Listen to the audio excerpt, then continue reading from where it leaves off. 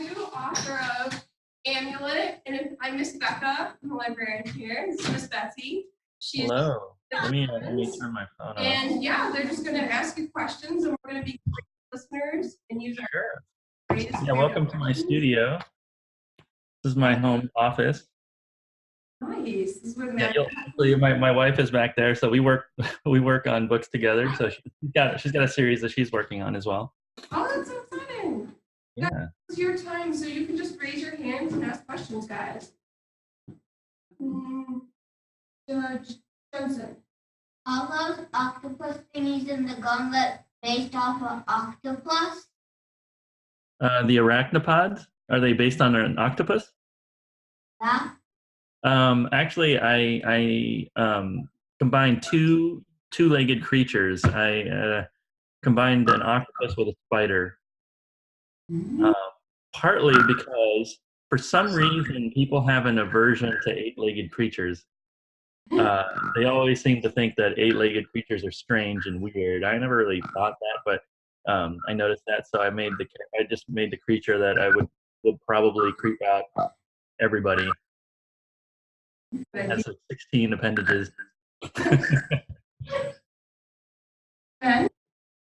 On the book, it said that she does the painting or drawing, I don't remember which, and you do the writing. Is that true? No, I actually write and draw everything in the books. Colors it in? No. Actually, I do about, these days I do about a quarter of the coloring, and then most of it's done by my assistant Jason, who's not here. He lives just down the street from us. Yeah, so I write and I draw, and actually I could show you some of the props and stuff. I knew how to ask that. I drew the pages for Amulet 4 like this. That's an 8.5 by 11 sheet of paper, and I did 4 pages to 1 sheet of paper. Regular binder here. And what's that? I'm working on book 9. These take a long time. Especially now at the end of the series, there are a lot of things that I have to juggle to try to bring it all together so that it all makes sense in the end. When I started working on Amulet, it was how long ago was it? Let's see. It would be about it's 19. It's just a little over 20 years ago. So these things take a long time. Is there any new characters? Yeah. There are always new characters. There's actually quite a few new characters in the last book. So yeah, there are new characters. Some old characters too.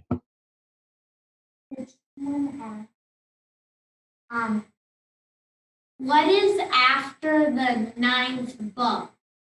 What's after the 9th book? So I have been developing another series for quite some time. I actually started working on projects when I started Amulet. And so that project is about 20 years old as well. And I have just been unable to get to it because Amulet has required so much of my time. And once I'm done with Amulet, I'm just going to get to work on the next series. That series, I'm really excited about it. It does a lot of things that it allows me to work on a lot of things that I couldn't do with Amulet. Because on Amulet, I feel like the characters are always on the run. They're always constantly moving from place to place to place. And I never got a chance to spend time in one world and develop it to the point where you can visit it. And that's something that I wanted to do for the next series, where we stay focused on one place to make that one place feel like the world is a big place, as opposed to the world just being so many different places that you go to. So if Amulet is about being away from home, the next one's about being home. Yeah, go ahead. How do you get the ideas for Amulet? Well, I read a lot of books. That's number one. In fact, here, on my desk here, I leave them on my desk because I do reference them all the time. Uh, so Cannery Row by John Steinbeck. That's my #1 favorite book. I read this all the time. It's a very short book, but I feel like it's a book that has everything in it. So I go back to this. This is actually what inspired me to be a writer. Prior to this, I did not consider it. But when I saw that when you're writing, you can paint landscapes as well, and paint portraits of people in a really, really meaningful way that you can remember, I realized that this is what I wanted to do in my life. I read this and it changed my life. Another book that I read that changed my life was The Old Man and the Sea, Ernest Hemingway. So I read this, and it's really short, right?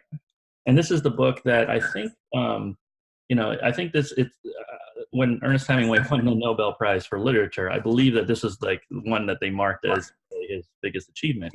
His biggest achievement, despite the fact that it is only this long. Both of these books are very short.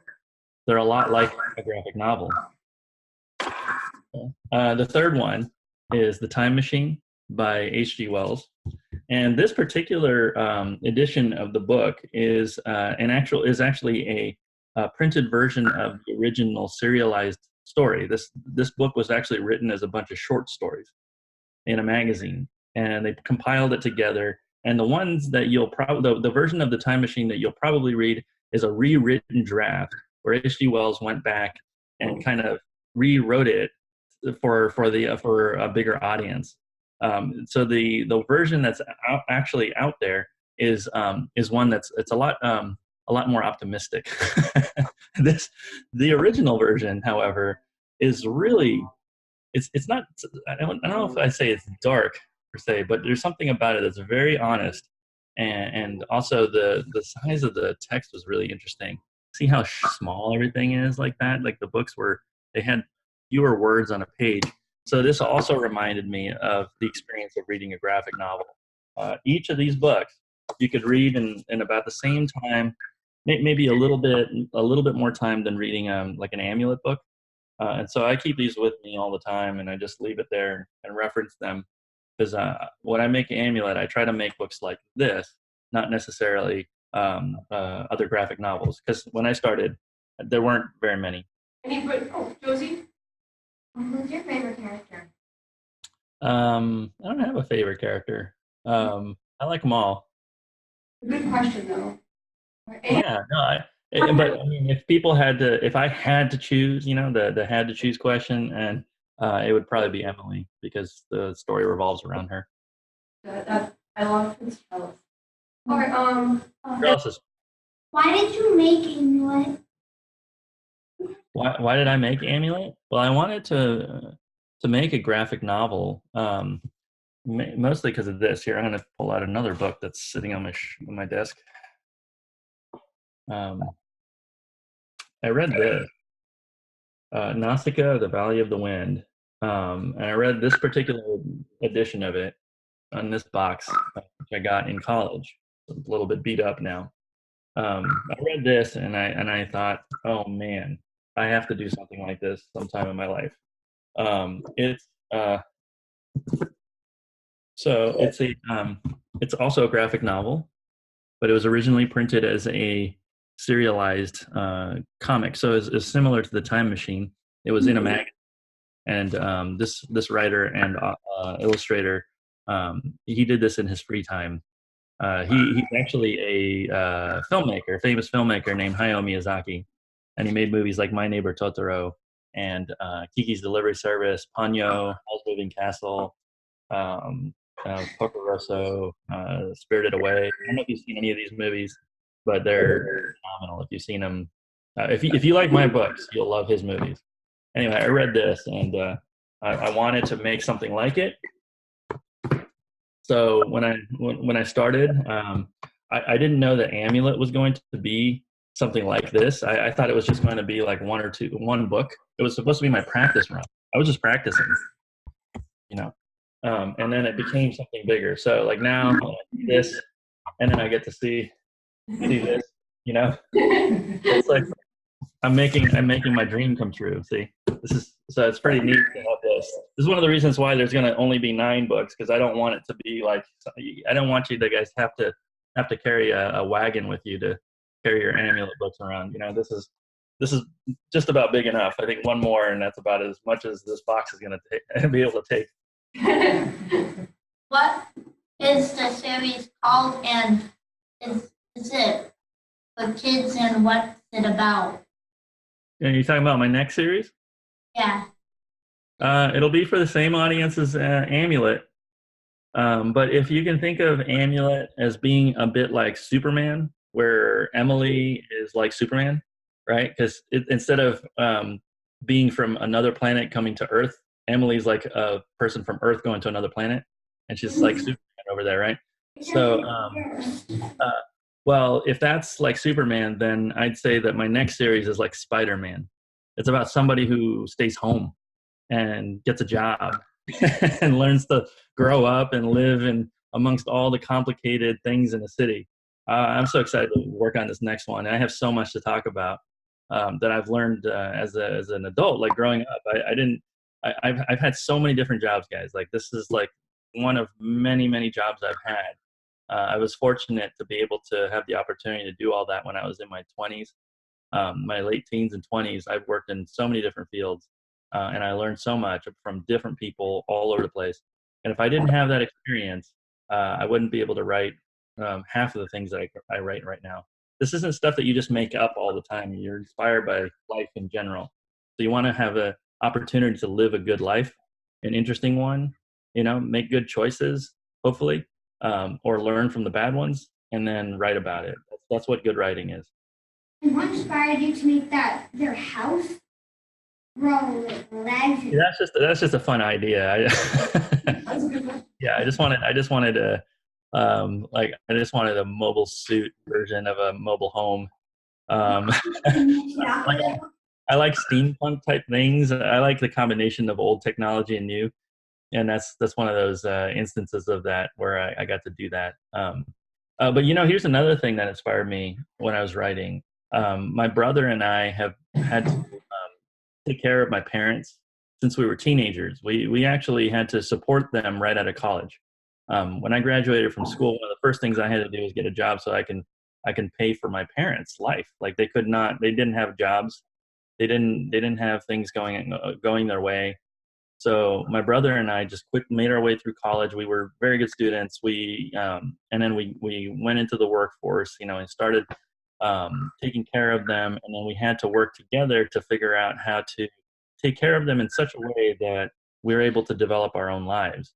Because we were kind of hamstrung right at the start. I couldn't afford to go to nice colleges. I couldn't afford anything because every dollar I made, it went to my parents. And so my brother and I worked out a plan. We became their financial advisors. We took the keys to the family, all the family resources and everything, and we modified the situation so that both my brother and I could be successful individually and then come back to help our parents. And so now we do that. We actually we just bought our parents a home. If they need a car, we got to buy things like that. That experience I write about in my book. That I just the drawings, that's just practice.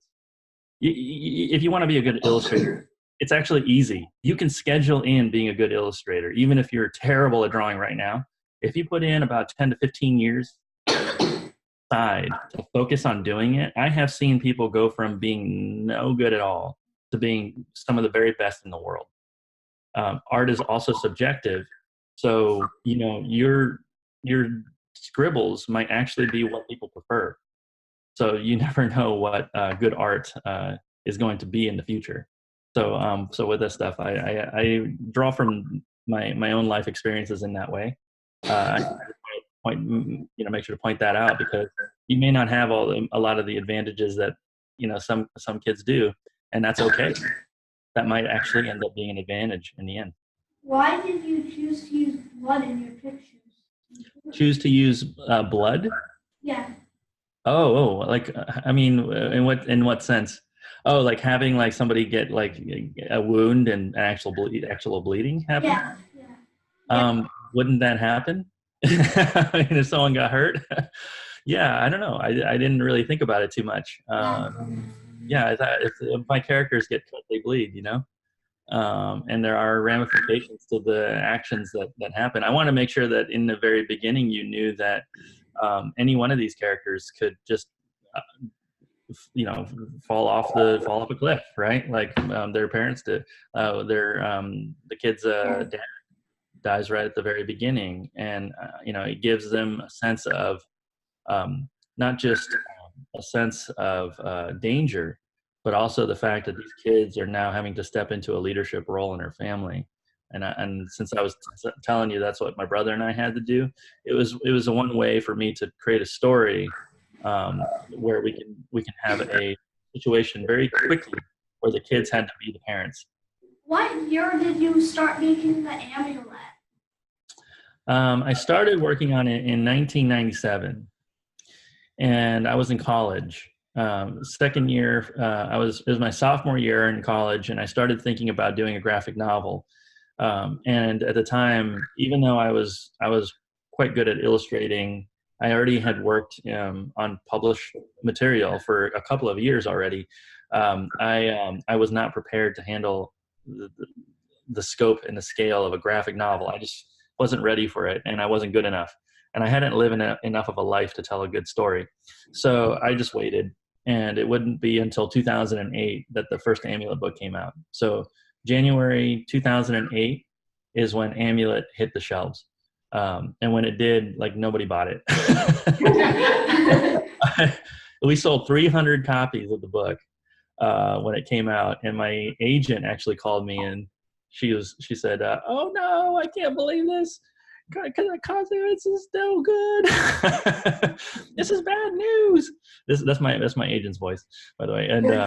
And I told Judy, like, I don't know what to tell you because I'm set on doing this. I had already chosen this career path, and I was going to go through it with all the failures and all the successes that came with it. I wasn't going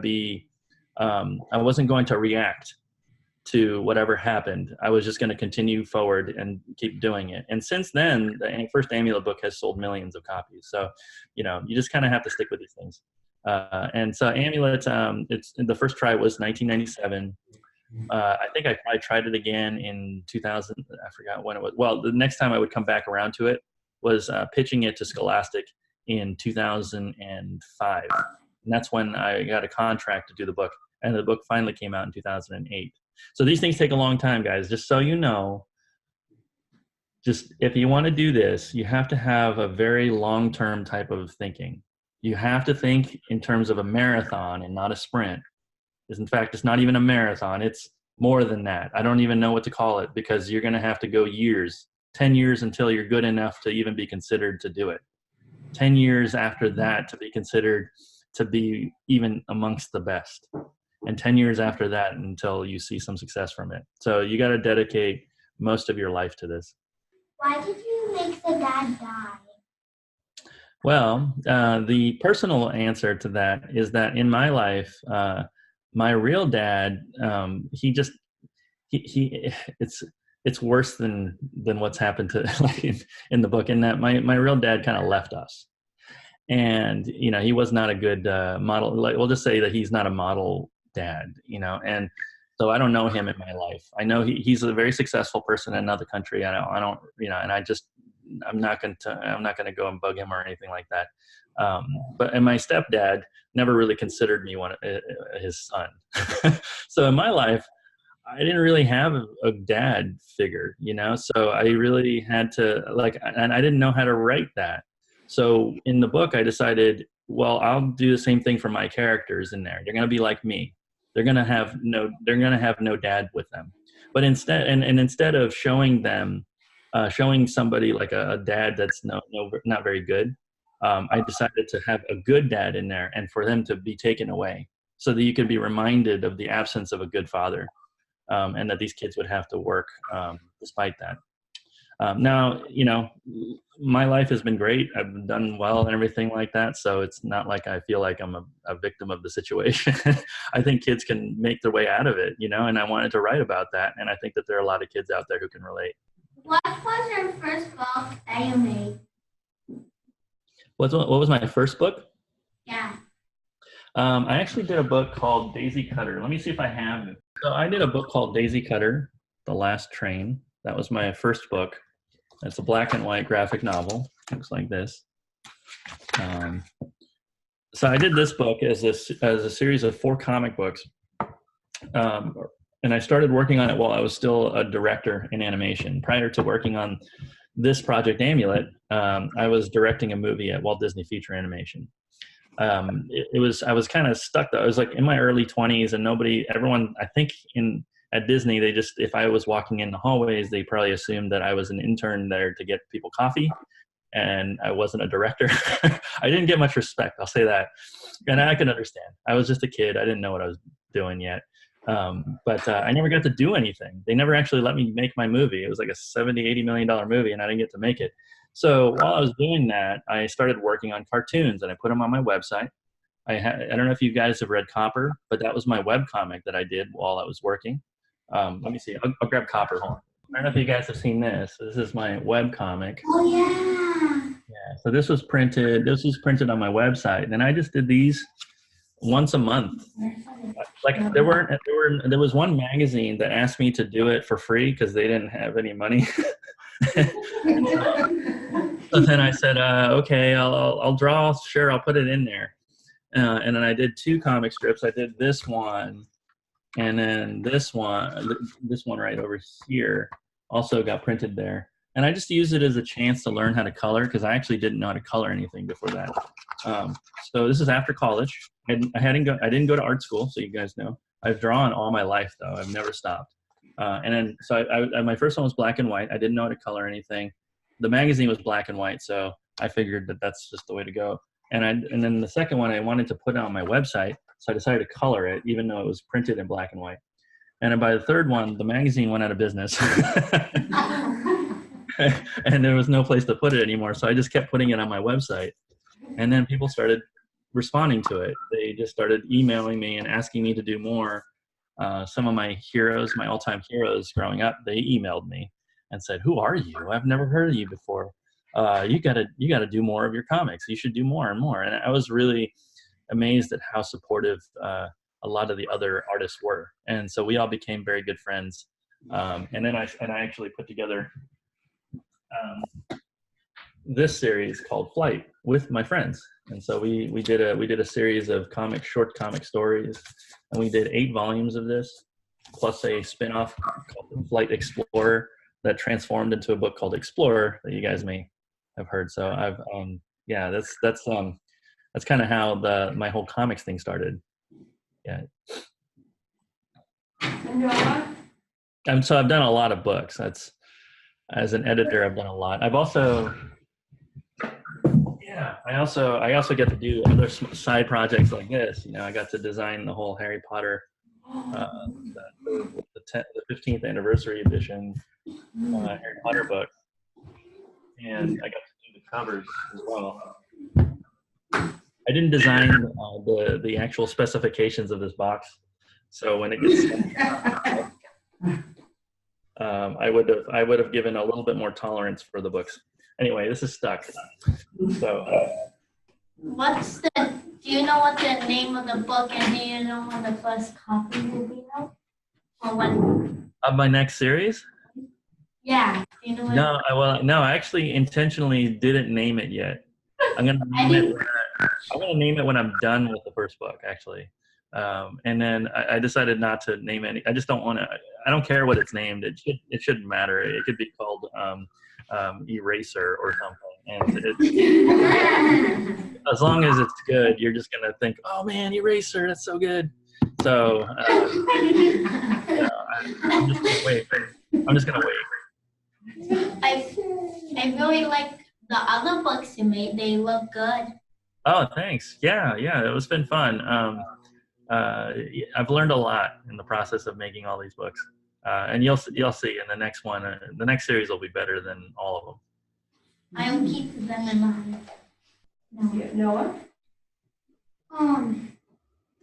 What's your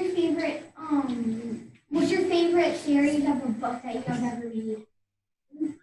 Amulet. Yeah, that's the only series. It's really the only series I've done. So yeah, Amulet. And someday I'll finish Daisy Cutter. There's an actual number 1 on that spine, which means there are more. I was going to do a trilogy, But I feel like the audience, there isn't enough of an like an older a comic reading audience yet.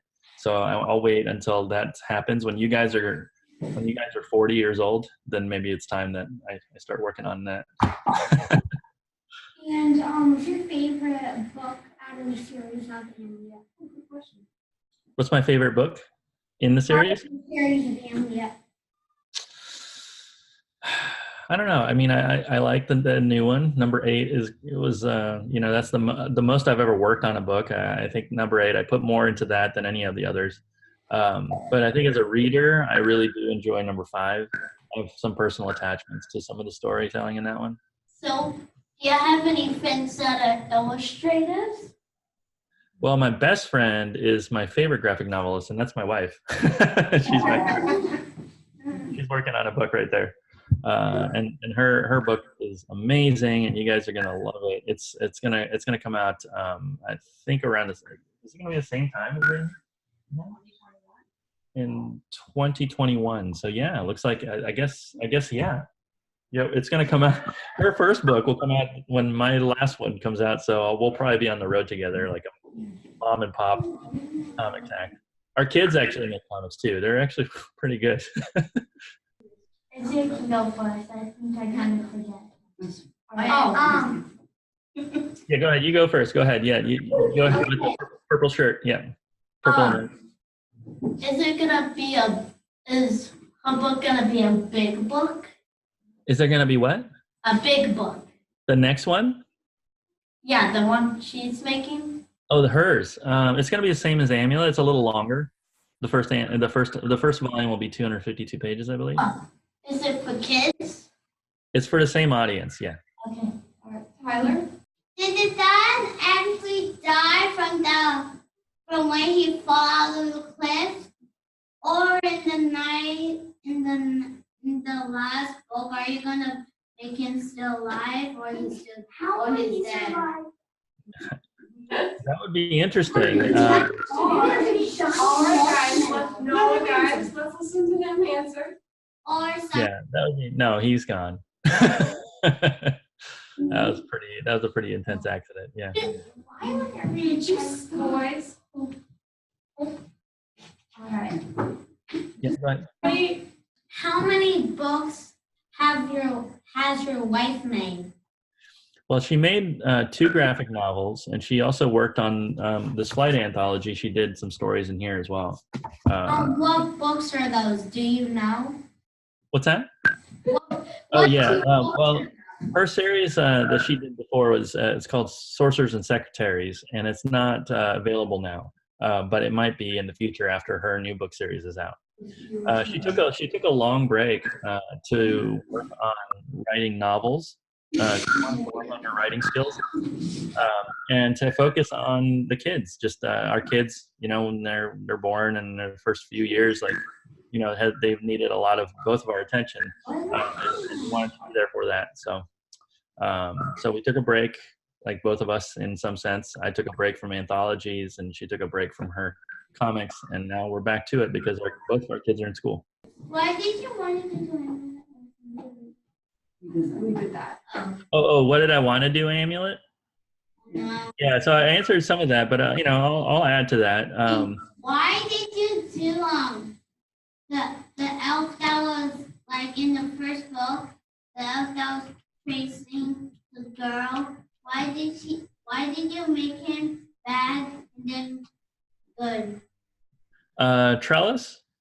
Yeah, I don't know. It was interesting. I never had a real trajectory for his story. I just knew that he was somebody who had an issue. So in my stories, I don't really have a true villain, right? And one of the reasons I have that is that, well, every villain in a story, I think my favorite villains in stories are characters who have a problem that becomes the hero's problem. And so Trellis had a major problem, and it started becoming Emily's problem. Now, Emily is somebody who solves a lot of problems. So his encounter with Emily has led him into a road where he is going to learn how to help solve his own problems. I think that in real life that can happen. If you meet somebody or meet people who are really good at solving problems, then you too may get some of that, maybe just through osmosis. You're able to help start solving some of the things, the problems you have around you. And the better you are at doing that, you're able to take on leadership roles and help more and more people. That's my hope, is that when people read the books, maybe I'll find a reader where they in a place where they think that they're not helpful, or that they're helpless, and that if they can find the both the courage and just the strength to just learn to solve these problems, that it will like create a chain reaction of solving lots of different problems that are very complicated. And that's one of the reasons why I write my books, and why I'm not in another field, because I was very successful in various fields before this one. In fact, I didn't know that you could be successful as a comic book artist. I just didn't know that I could do this as a career. Where do you live? And when do you, if you're guessing of the hard work, when do you think your book is going to come out? The next Amulet? Yeah. And, yeah, I don't know. It's not next year, unfortunately. It'll be done 1 year from right now. A little over 1 year from right now. I'm already pretty well on my way into it. I've already done hundreds of pages of notes and study. I've just been researching all sorts of things and designing and developing the sets and the new characters and all that stuff. Because when you make a graphic novel, when you're writing and drawing it, it's like you're also the set designer, the cinematographer on a film. You're actually making all the parts that the story is going to be told with, and that can take a long time. The early books were all things that I had developed for 10 years prior to making the series, you see, and I was able to do a whole bunch of these books and kind of add to it. But this last one, because it's the last one, I just wanted to be extra special. I wanted to be so well studied and well thought out that it'll be around long after I'm gone. That's my hope. And so I'm trying to get it done just right, because you only get, for me, I'm only going to have like 2 or 3 chances in my life to do this. And so I want to make sure that I do a pretty good job, at least this first time around, completing a series that is something like 2,000 pages of content. I want to do it right. 2,000 pages? Yeah, that's right. It's about 2,000 pages. That's where it'll end, at book 9. Probably all the books combined, plus more. Yeah. Each of the books are about 200 pages or more, except for the first one. It's 192. Oh, and where do you live? Oh, and I live in the state of Washington. It's beautiful up here. I live in Woodinville, Washington, near Bellevue and Seattle. So, like, you can see this, my yard. So it's, Oh my God! yeah, so it's nice. We love it. It's great. Wow. You should visit the state of Washington. Oh, thank you. No, that one. You saw that? Oh, no, Yeah. sorry, Noah. Why does the elf drool so much and eat cute little pink thingies? And do you have any children? You have any children? I have 2 kids. Yeah, I have a 10-year-old and well, he's gonna be 10 now. Yeah, 10 and 7-year-old. And they're awesome. That's like most of my life. I'm just washing dishes. I got to go fold laundry right now, and taking care of the kids. And then during the little times when I'm doing all that stuff, I'm thinking about the stories, and I sit down and I draw. So drawing really, really fast helps me. I'm faster than ever, but it gives me more time to live my life too. And then what was the other question? Why does the elf in the story drool and eat pink things? Oh, Drool? the brother was. Why does the elf drool so much? Like drool? Which elf? Like the bad elf that we were talking about and how he turned good. Trellis. And he ate the pink things in the Swag? first book. The swag? They were fall. Now, Oh, the little slugs? yeah, when the mother first got kidnapped, when the mother He'd get kidnapped. Oh, the arachnopods. He's like, The little prison, the spider octopus thing. yeah. Oh, why is it drool? Why does he? Because it looks gross. Why did It looks gross. I wanted it to just be like so gross. Yeah, like when you see the Elf King's face, I wanted it to look pretty gross. so? I think you said that your kids made a comic. They make their own stuff. Yeah, they make comics and drawing. I think my son wants to be a video game designer. He has a little spot in the office here. I can show you. It's right over there, right in that little spot. That's where he works. You know, this is our office, by the way. So this is at our home. And so they work right over here next to us, mostly on their homework. All right. I was wondering if you intentionally made it so that Emily kind of she kind of like starts off the first book looking very young. And as we went throughout the series, I don't know if it was just me going crazy, but I thought she started to look older and grow throughout the series. I was wondering if that was intentional. And then the second part kind of goes to that. And then what's your process for figuring out what your characters want to look like? Yeah, so the first question, was it my intention? I don't know if that was my intention. I think it's just something that happens. You know, the characters are going through so much. I'm having to draw them all the time. So I'm growing, and I kind of want my characters to do the same thing. And so they get developed in such a way where that happens. And that's a lot of fun. That's really neat to be able to take a character that you've had for years and sort of adjust and change them. And Emily's definitely gone through the biggest growth process, I think.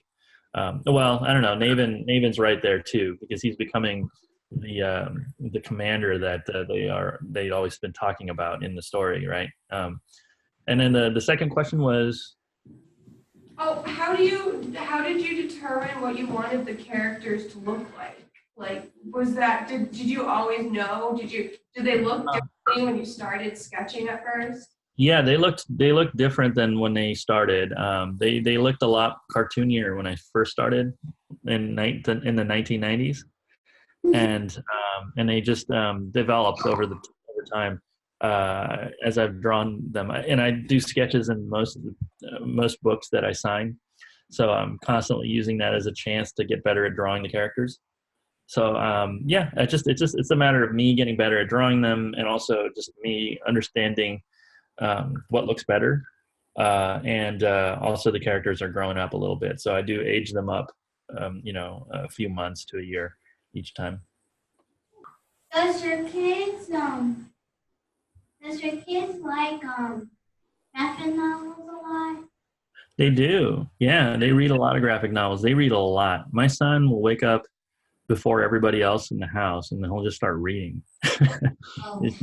He just like goes to a corner somewhere and loves to read. He reads so much. He'll read anything. How many hours?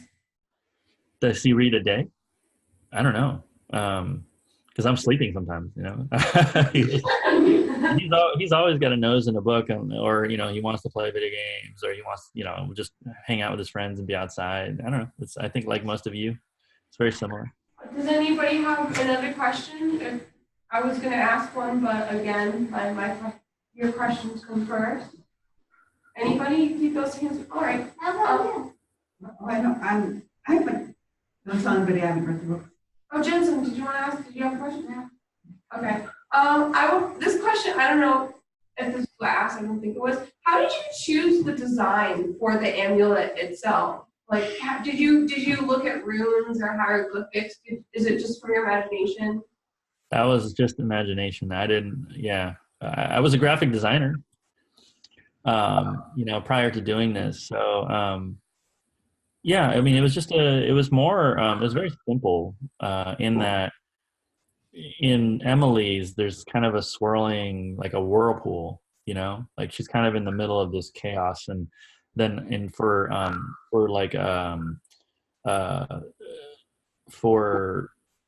Vigo, it's a bird, like this kind of an ancient bird, and I just felt like there was something about that just felt like hopeful and wise. And so I just thought I'll just do that for Vigo, and for Trellis, it's a river. You know, he's like, you know, he's like kind of stuck in like he's stuck in the currents of like his family history and the times that, and like all the war and all that stuff that's happening. He's like kind of he was almost drowning in it, and he was like lashing out because he's stuck in it, you know. And so I felt I wanted him to be the water guy. Like I wanted him to be the amulet is blue, and so I wanted him to turn into a healer. So I don't know if you guys play like role playing games, like in video games. Like I used to play this game called Final Fantasy all the time when I was a kid, and there'd always be the white and black mage, right? The white mage being the healer, and the black mage being the attack, like the one who has like the spells that cast out like the attacks. And I always thought of Emily as the black mage, and Trellis as the white mage. And so his powers, if you notice, are all defensive. So like he's the one who puts up the bubbles and protects everybody, you know, like that's like, so he's always there to try to help protect. And that's like what he didn't realize about himself. I think when he started, he believed he was something else, that he's not like a helper. I think he thought he was an attacking person. And I think a helper who tries to attack people ends up harming a lot of people. So during the course of the story, he starts realizing what he is. And so it's been fun. And I always felt like the water current, the blue, the cool colors, and the calmness, I think that's something that he's trying to attain in his life. So there's that poetry to it when I design it. But beyond that, I didn't do too much in the way of research of actual runes or hieroglyphics or anything like that. Yeah, maybe, I mean, if I would do it again, I probably would. All right. I was a teenager when I started, so. Noah? When you're making scenes that have a lot of sound in them, you make those sounds to see if they fit right. Oh, like making sometimes. Yeah, you know, when I was a kid, I was always imagining my stories and stuff. I would sit in the corner, I would make sound effects to myself all the time. Like I was so into sound design. I didn't know it at the time, but I was so into the sound design of movies. So when like a weapon is fired, or there's an explosion, or there's like swooshing of wind and all sorts of stuff, like I always liked really good sound. You know, or like really interesting sounds. I always thought it was weird watching Indiana Jones, and then you hear him punch somebody, and it sounds like somebody punching a cabbage, which is actually the case. I think they took a baseball bat to like some vegetables. And you know, it's not a really thing. And I always liked seeing people find interesting ways to make something that totally doesn't sound like that. So I try to get that in there when I write the sound effects as well. I like seeing what I try to write those sound effects in such a way, if a parent were reading it out loud to their kids, that they would have a fun time doing it. Does anybody else have any questions? Things like we're winding down a little bit. We're excited to say that we 3D printed an amulet for them all. Be careful with that. I'll show. Do you want me to show you one before we head out? Sure. Do our thing. All right. And well, guys, what do we all say to Kazu too? Thank you. Hey, you're welcome. Thank you. Yeah. Thank you so much for taking. We really appreciate it. We 3D. Oh wow, that's a nice one. Yeah. Wow, that's really good. This is the best I've seen. Isn't that so cool? Yeah, that's so cool. Wow. There's like a whole bag of them. Oh, can you send me a photo of those in the email? Yeah. I will. 100%. Yeah, I'll post it. Yeah. I'll even send you. Oh, wait. Actually, my wife Amy wants to see them too. Awesome. Hi. This is Amy. This is the pink one. Oh, That's really cool. good, huh? Yeah. Wow, that's a 3D printer did that? Yeah, I'll show you. Ooh, look at all the colors. Yeah, they come in all different Colors. Did the kids choose their own color? What? They didn't know they were getting them, so no. Oh, okay. Oh, okay. Those are so cool. Very cool. Yeah. Nice. I like the earth toned strings too. They're very Yeah, I'll totally send you guys a picture. Yes, please. That's so Yeah. cool. It takes about, I want to say, about an hour for each. Yeah. Yeah, it was really Oh cool. gosh, maybe we should get a 3D printer. It's Well, like, people can actually just come to the library and use them, which is pretty Yeah. cool. yeah, that's But cool. yeah, thank you so much. We really appreciate it. Yeah, you're welcome. Glad you guys had a good time. So Yeah, they had a lot of good questions. yeah, All of your books are checked out right now, actually. well, that's good. Yeah, they Yeah. always are. They have holds on them all the time. Well, thank you so much. We had a great. You're welcome. All right. Bye. Have a Bye, great. guys. Have a great evening. You too. Bye. Bye.